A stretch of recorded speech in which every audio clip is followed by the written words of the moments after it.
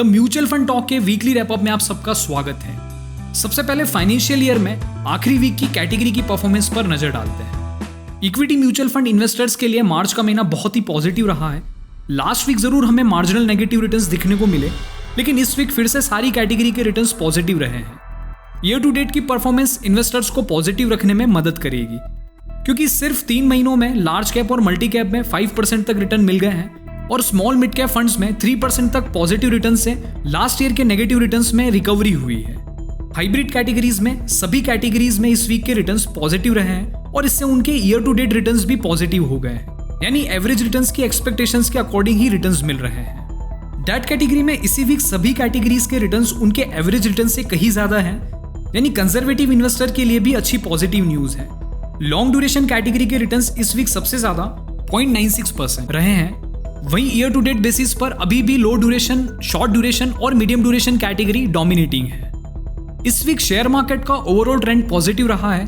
Individually indices का 1 year trend देखें तो लार्ज कैप इंडाइसिस का इस फाइनेंशियल ईयर में ट्रेंड हाईली पॉजिटिव है, लेकिन small and mid cap indices का financial year trend marginally negative है। इस बार हमने एनालिसिस के लिए ELSS टैक्स सेविंग कैटेगरी को सेलेक्ट किया है, जिसके अंदर हम कैटेगरी के फंड्स की 1 ईयर की परफॉर्मेंस को बेंचमार्क से कंपेयर करके एनालाइज करेंगे और इसी के साथ फंड्स की कंसिस्टेंसी पर भी एनालिसिस करेंगे। लास्ट 1 ईयर में कैटेगरी में केवल 15% फंड्स आउट परफॉर्मिंग फंड्स रहे हैं, क्योंकि केवल 3 funds Canara Robeco equity tax saver fund, Mirae asset tax saver fund और कोटक टैक्स सेवर फंड ने 10 to 14% रिटर्न्स के साथ बेंचमार्क रिटर्न्स को बीट किया है। लेकिन लास्ट 1 ईयर में 50% फंड्स के रिटर्न्स 5 to 10% के बीच रहे हैं, जो कि बेंचमार्क को तो बीट नहीं कर पाए हैं, लेकिन कैटेगरी के एवरेज रिटर्न्स को बीट कर पाए हैं। 10% यानी 3 फंड्स के रिटर्न्स तो पॉजिटिव हैं, लेकिन बेंचमार्क और कैटेगरी दोनों से ही कम है और 20% यानी 4 फंड्स के लास्ट 1 ईयर रिटर्न्स नेगेटिव रहे हैं। इसी के साथ हमने फंड्स को उनकी कंसिस्टेंसी पर भी एनालाइज किया है। रिटर्न कंसिस्टेंसी को चेक करने के लिए हम 1 साल का पीरियड लेते हैं और हर 3 महीने के गैप से रिटर्न्स को बेंचमार्क से कंपेयर करते हैं, यानी हमने 21 साइकिल्स को ऑब्जर्व करके कंसिस्टेंसी रेशियो निकाला है। ABSL tax relief 96 fund, L&T tax advantage fund और Motilal Oswal long term equity fund 85% से भी ज्यादा कंसिस्टेंसी रेशियो के साथ कैटेगरी के टॉप 3 कंसिस्टेंट परफॉर्मिंग फंड्स रहे हैं। 5 फंड्स जिनका कंसिस्टेंसी रेशियो 75 to 85% के बीच है, उन्हें हम कैटेगरी के अकॉर्डिंग मॉडरेटली कंसिस्टेंट फंड कह सकते हैं। 5 फंड्स जिनका कंसिस्टेंसी रेशियो 60% से 75% के बीच है, उन्हें हम अबव एवरेज कंसिस्टेंसी फंड्स कह सकते हैं। वो फंड्स जिनका कंसिस्टेंसी रेशियो 60% से कम है, उन्हें हम पुअर कंसिस्टेंसी फंड कह सकते हैं और इस लिस्ट में 7 ऐसे फंड्स हैं। कंसिस्टेंसी रेशियो एक बहुत ही इंपॉर्टेंट रेशियो है, जिससे हमें ब्रॉड तरीके से फंड को एनालाइज कर सकते हैं और इसी से ही हमें पता चलता है कि फंड्स ने हर साइकिल में किस तरीके से परफॉर्म किया है। तो चलिए अब देखते हैं म्यूचुअल फंड, इंडस्ट्री और इकोनॉमी से related important news. ICICI prudential mutual fund house ने इसी week ICICI prudential Bharat consumption fund launch किया है।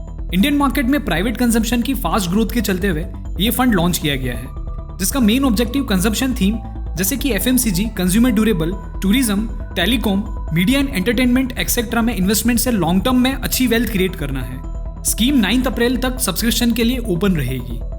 अगर आप L&T या DSP म्यूचुअल फंड्स में इन्वेस्ट करते हैं तो आपको ये जानना जरूरी है कि दोनों म्यूचुअल फंड हाउस ने अपनी कुछ स्कीम्स में एग्जिट लोड्स की कंडीशंस को चेंज किया है। जैसे L&T की 9 स्कीम्स में 1 साल के अंदर 10% इन्वेस्टमेंट अमाउंट तक के रिडम्पशन पर अब कोई एग्जिट लोड नहीं लगेगा, लेकिन 1 साल के अंदर 10% से ज्यादा अमाउंट के रिडम्पशन पर ही 1% एग्जिट लोड एप्लीकेबल होगा। वहीं DSP ने 7 स्कीम्स में एग्जिट लोड 0% कर दिया है। तो आप सभी रिडीम करने से पहले अपनी स्कीम का एग्जिट लोड जरूर चेक कर लें।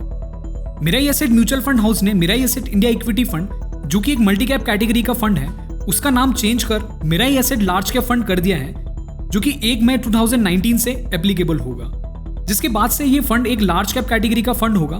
कैटेगरी में चेंज के साथ फंड की इन्वेस्टमेंट मैंडेट जैसे एसेट एलोकेशन में भी सिग्निफिकेंट चेंज होगा, क्योंकि सेबी के रिसेंट कैटेगराइजेशन और रैशनलाइजेशन रूल्स के अनुसार एक लार्ज कैप फंड का मिनिमम 80% इन्वेस्टमेंट टॉप 100 कंपनीज में होना जरूरी है।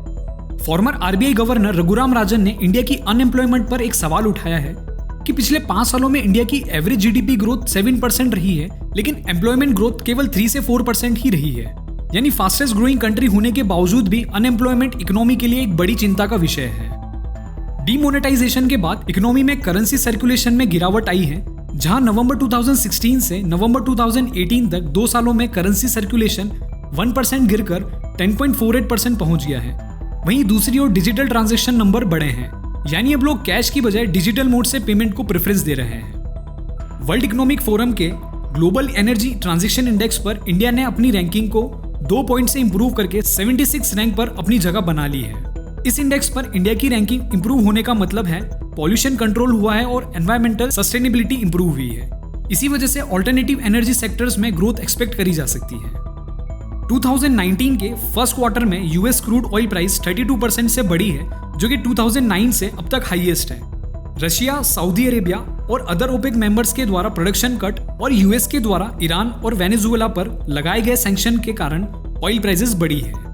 लास्ट वीक की तरह इस वीक भी एफआईआई से 6000 करोड़ का इन्फ्लो देखने को मिला है। इस मंथ एफआईआई के द्वारा किया गया टोटल इन्वेस्टमेंट 32,000 करोड़ तक पहुंच चुका है, जो कि मंथली बेसिस पे ना केवल इस फाइनेंशियल ईयर में सबसे ज्यादा है, बल्कि पिछले 12 साल के कंपाइल्ड डेटा के अनुसार अब तक का सबसे हाईएस्ट मंथली इन्फ्लो है। यानी ये कहा जा सकता है कि एफआईएस के द्वारा इस मंथ हैवी बाइंग की गई है। जेट एयरवेज पिछले कुछ समय से काफी ट्रबल फेस कर रहा है और अब चेयरमैन नरेश गोयल ने भी रिजाइन कर दिया है। रिसेंटली एसबीआई ने कंपनी में मेजॉरिटी स्टेक खरीदा है और मिस्टर गोयल के एग्जिट के बाद एसबीआई चेयरमैन का कहना है कि कंपनी की इकोनॉमिक वैल्यू को बचाने के लिए जल्द ही 31 मई तक बायर सर्च किया जाएगा। तो ये था इस वीक का मार्केट अपडेट। अगर आप इससे रिलेटेड कुछ पूछना चाहते हैं या फिर कोई राय रखते हैं तो कमेंट कर सकते हैं।